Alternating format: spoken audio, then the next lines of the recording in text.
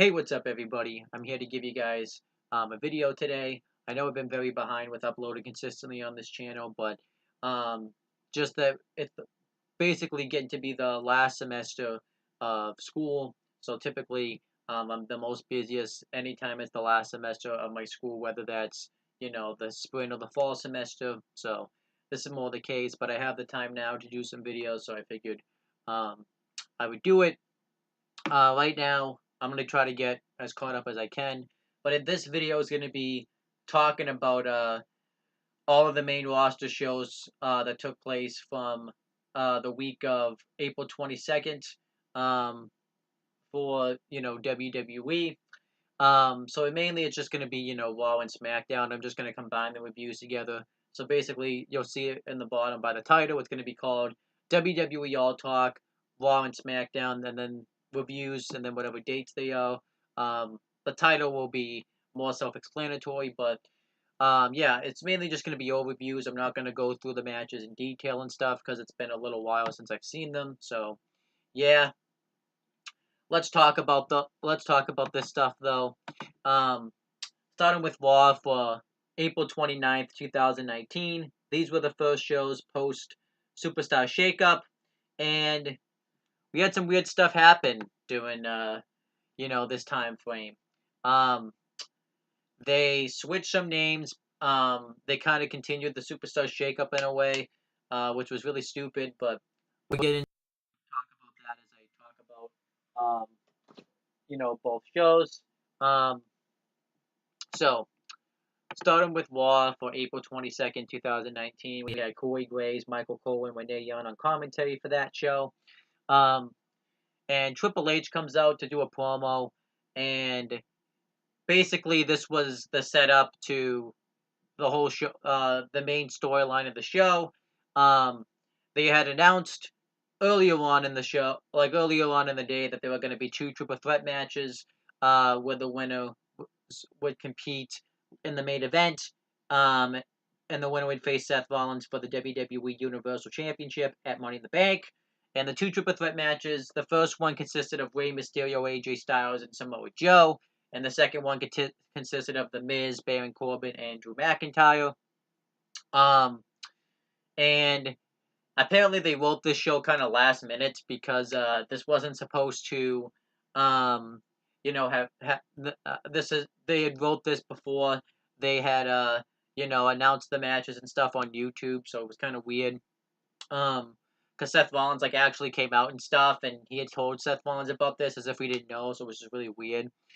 And basically, this was a way for each of the guys to cut promos saying why they were going to win. You had AJ Styles come out and do one, Baron Corbin, Drew McIntyre, everybody pretty much.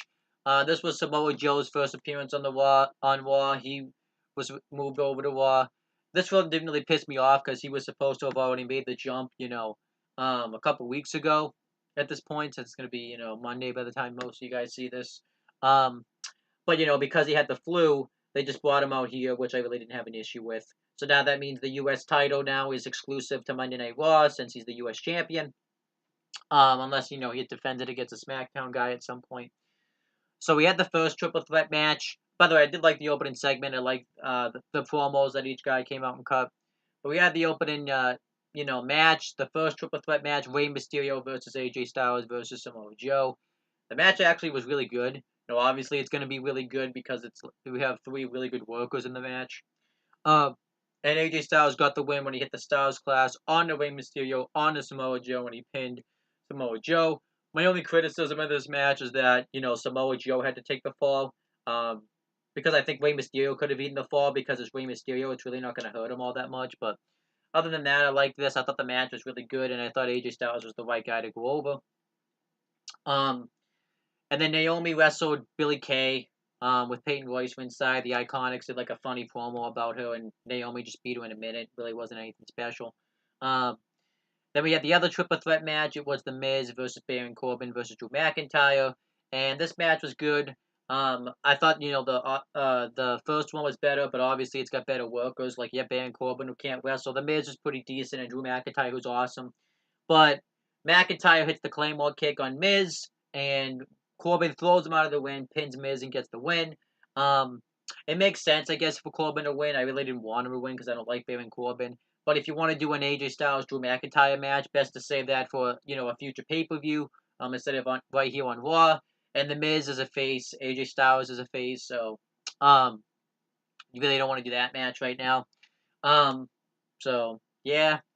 But yeah, this match is fine. And then afterwards, AJ Styles does an interview talking about how he's had just as many accolades as Baron Corbin.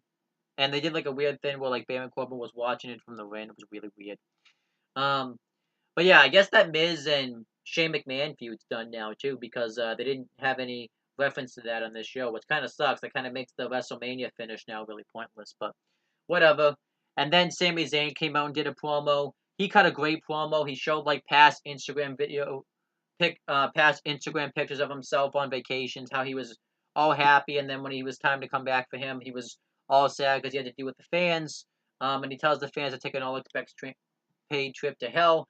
It was really awesome. I really like Sami Zayn's new gimmick. Yeah, I really like it. And then Cedric Alexander comes out. He has a match with Cesaro because Cesaro was the other guy that got moved over to Raw, which means the tag team, the ball's over because Sheamus ended up staying on SmackDown. Don't know what's going on with Sheamus. I hear he has a concussion. I don't know if this is going to be the end of his career or not. We'll have to wait and see on that. Um, and I like this. A lot of people could say this makes Cedric Alexander look weak because he lost the match. He lost with an uppercut, but I kind of like they could go with something here. I kind of like the story they were telling where Cedric Alexander was struggling to wrestle Cesaro because he's used to wrestling in the cruiserweight division. So I kind of hope they could do something here. Maybe they can make a feud out of this and Cedric can finally get a big win eventually. I'm gonna kind of wait and see what happens with this, but I really didn't have an issue with it. Plus, I really like Cesaro, and this could be a stuff for a good push for him. So I really didn't hate this here. I thought this was fine. And not everyone really should win their first match, like on the main roster. It doesn't really come off as believable. So I don't really have an issue with this. Then the Usos do an interview. They talk about all the great tag teams that they can face on Raw. Then the Revival come out and say that they're the top guys on Raw, and the Usos are so bored they pretend to go to sleep. But this is setting up a future Revival Usos match, which I like. I think they'll kill it in the end. But it just kind of sucks that the Revival's been kind of buried so much. You really can't take them seriously when they say that Raw's been their show because it really hasn't been the case at all. But whatever. And then we had um not the Viking Experience anymore, the Viking Raiders. But I'm so used to writing the War Raiders, I actually wrote the War Raiders in my notes. I gotta stop that. But yeah, it's the Viking Raiders. They wrestled. They were supposed to wrestle two members of the Lucha House Party, but we never find out which two members it was because they just absolutely obliterate them. But they still kept the Viking Experience name. They hit the double power slam on one of the Lucha House Party members. I don't remember because it's been a while since I've watched this. Um, and I guess this is fine, but I really just the Viking Raiders. It's a better name. I like the fact that they finally went and changed it, but they really should just be the War Raiders. And I talked about this with one of my friends over, this week. That what really pisses me off is that they have to have their single names changed. They can't just be Hanson and Rowe. Because I really wouldn't hate the Viking Raiders name as much, but the fact that one of them's now Ivo and one of them's Eric is just really bad, and yeah, it just like I said makes NXT pointless. But yeah, I still don't like this. And then Ryder and Hawkins do an interview backstage, talk about all the teams they can face, and they really pointed that they could face the Viking Raiders. So whatever. Um, then Becky Lynch beat Alicia Fox. She did a promo before that, and then she got um, attacked by Lacey Evans and stuff. It was fine. I really, like I said, not a fan that that's Becky Lynch's first big feud since main event in WrestleMania and stuff. But whatever. They kind of you know made it fine on SmackDown. Then Baron Corbin gets interviewed. I don't remember what he said. Something about beating AJ Styles in the main event or something. And then we had Ricochet versus Robert Roode. So yeah, Aleister Black was moved over to SmackDown because there was rumors backstage that because Andrade and Zelina Vega were moved back to SmackDown. They want to keep the couples together, and since Aleister Black and Ricochet, since I made that mistake on the rundown too. Since Aleister Black and Zelina Vega are married, they want to keep that couple together.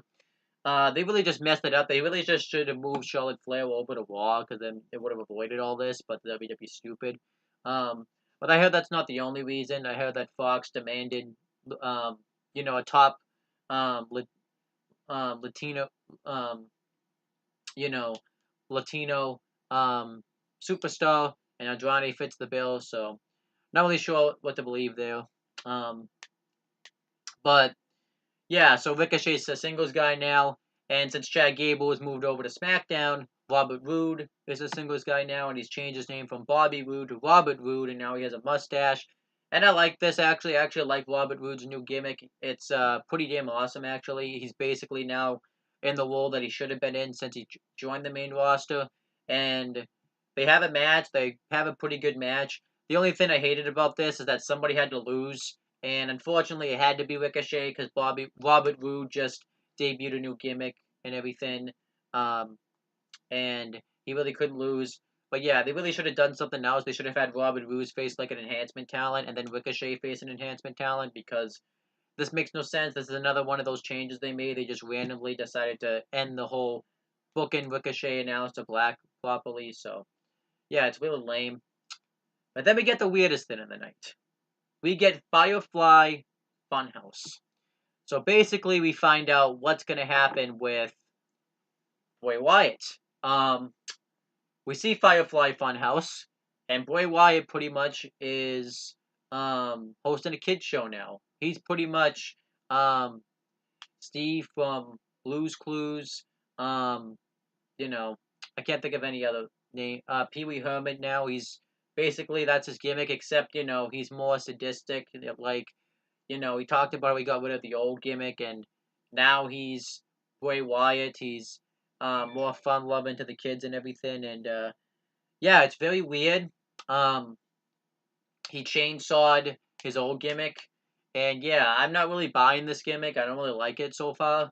Um, I mean, I watched it the first time, and I was rushing out the door to go to school and stuff like that, so I really didn't get to really watch it. So then I watched it a second time. I'm kind of like, okay, this has potential, and it's very weird. Like, I don't really know how I feel about this. Right now, I'm leaning on the fence that I don't like it. I think that Bray Wyatt didn't really need a character change because he had been off TV long enough where he could have come back as a big babyface with the old gimmick. Um, and I think he should have changed. And if he was going to change his gimmick, he shouldn't have been Bray Wyatt because when people think Bray Wyatt, they connect it with the old gimmick. So I think they should have changed his name. But yeah, I'm just not a fan of this character right now. I think it's just very, kid friendly. And this was not the way I would have brought back Bray Wyatt. But like I said, I'll kind of wait and see what happens.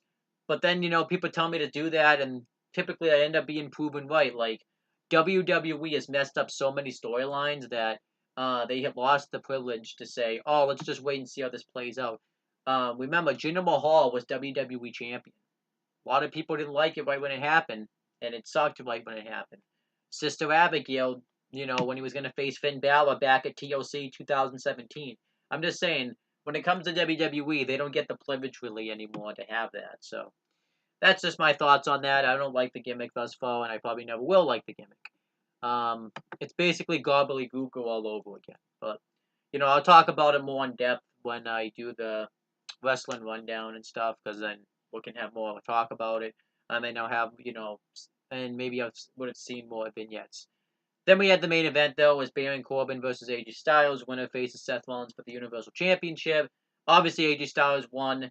I was happy he did. I actually was worried Baron Corbin was going to win this match, considering the fact that he's a heel and they would want, and he just retired Kurt Angle and everything. So I kind of figured they would put him over, but they put AJ Styles over, which I'm happy about because now at Money in the Bank we're going to get Seth Rollins versus AJ Styles, a match that I've wanted for a long time, and everybody else has wanted for a long time because these are the two guys that have pretty much ran their brand since the original draft back in 2016. You have Seth Rollins, who was, was a tag team champion and tore it up in the tag team division, Intercontinental champion, and he tore the house down last year in 2018. And now he's the Universal champion, won the Royal Rumble and everything. You have AJ Styles, who made SmackDown the house that he built with his two WWE title reigns, and just being the top performer there. So I'm happy about this, and obviously this is a match we've wanted to see because these are like two indie darlings. I don't think they've ever wrestled before. I think they wrestled once in the indies, but it was a long time ago. So I'm excited about it. I can't wait to see Seth Rollins versus AJ Styles. And that was Raw. I thought Raw was a good show. I'm gonna give it a B minus. I liked, the Sami Zayn promo. I liked the 2 triple threat matches, and then the main event with AJ winning. I liked Robert Roode's new gimmick, even though it's very weird. I didn't hate it. I liked Cesaro versus Cedric Alexander, and I liked the Firefly Funhouse thing. So it was a good show, not a great show, but a good show. Then, um, moving on to SmackDown now for April 23rd, 2019. Um, so R-Truth wished John Cena a happy birthday. Fire and Desire confronted Paige backstage about picking, you know, Asuka and Kairi Sane, to be the tag team she managed instead of her, and they trying to reference that Paige is jealous of them, which is not true at all. And then Heavy Machinery handed out meat backstage. That was kind of the only thing they really did. So yeah. Um. So. Um. Shane McMahon did a promo. Well, first we had the commentary team of Corey Graves, Tom Phillips, and Byron Saxton, and then Shane McMahon did a promo. He brought up the fact how Roman Reigns put his hands on his father, and you don't do that to a guy's father, which is, obviously contrasting to what Shane McMahon did to The Miz's father, which I kind of like because it's him being a heel. And he says that Roman Reigns is going to suffer the consequences, so Roman Reigns comes out, he doesn't say anything, he even grabs the mics and drops it, and then, Shane and Roman get into a brawl, but then Elias comes out and they double team him, and Roman Reigns, since it's 2-on-1, he can't fight through the numbers, and Elias lays him out with Drift Away. I like this segment, and now this is built into a match later on. Elias would challenge Roman Reigns to a match at Money in the Bank, and Roman Reigns would accept later on in the show, so that's a match now at Money in the Bank, Elias versus Roman Reigns, which I actually like, kind of interesting, but I like it. I think it will be a good match. And then Kofi Kingston had an interview. I don't really remember it that much because I watched the show like a couple weeks ago. I think he said something about, him beating Shinsuke Nakamura tonight and stuff. And they did show, like, the New Day backstage with Xavier Woods and Kevin Owen. Well, the Big O, which I liked. And then Finn Balor wrestled Andrade. And they did explain that Andrade, went back to SmackDown so he could face Finn Balor, and Finn Balor just beat him via, because Alina Vega interfered and it ended up costing him by accident. But yeah, I like it, but I don't really see the point of beating Andrade. Kind of really doesn't make a lot of sense to me, considering the fact that you could have made a title match out of this, but there's no point now because Finn Balor already got his win back. So, and then Kairi Sane squashed Peyton Royce. I did like the thing where the Iconics were messing up Kairi Sane's name. I thought that was funny. But yeah, the women's tag team titles, like I talked about, it was joke. They've been basically jobbing out the champions since the titles have started. And afterwards, Fire and Desire came out, which this seems backwards. They're using the Iconics to set up a match with Fire and Desire. It seems very backwards to me, so it doesn't make any sense. Then Aleister Black does a promo. It was very good. It was very, go watch the promo. He talked about how you may not know who I am, but sometimes the unknown is something to be feared. So I actually like this. And I like, can't wait. I actually want to see where Aleister Black goes being singles on SmackDown.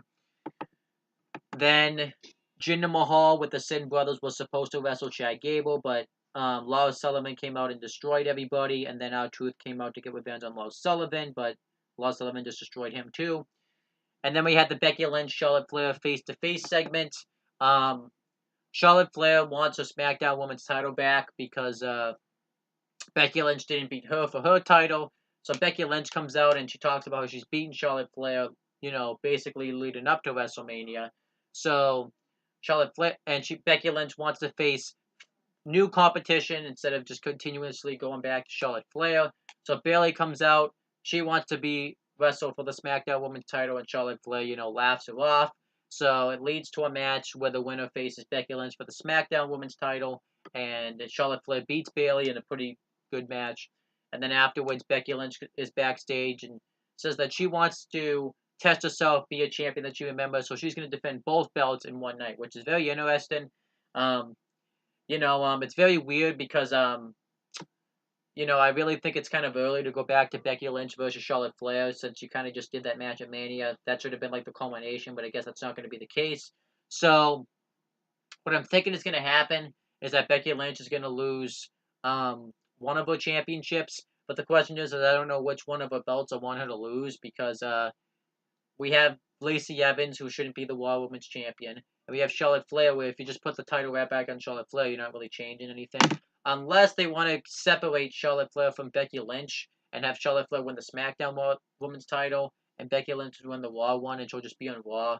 That could be a possibility, but I don't know what's happening there. So, yeah. Then we had the main event, though. It was Kofi Kingston versus Shinsuke Nakamura with Rusev and Lana inside with Xavier Woods and Big O on commentary, on the New Day style commentary.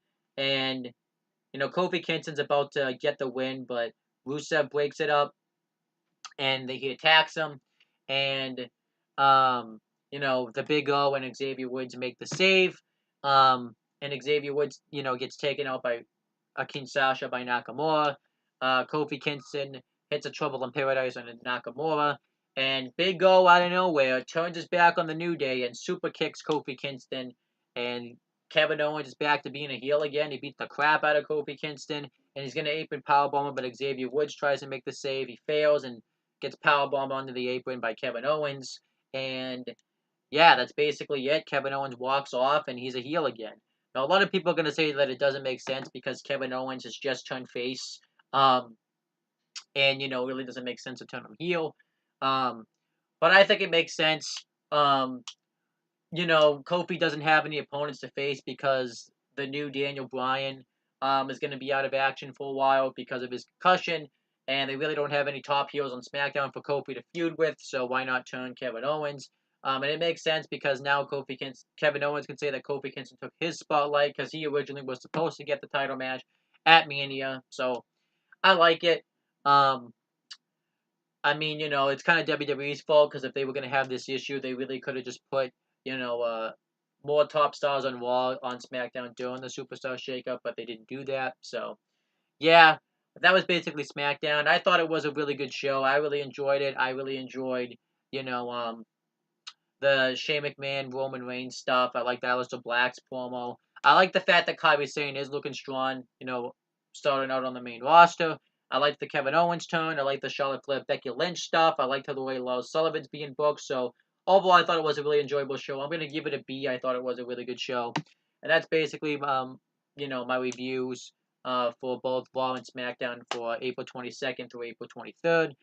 Leave your thoughts and comments of what you guys thought of the show down below. And that's pretty much it, guys. Talk to you later.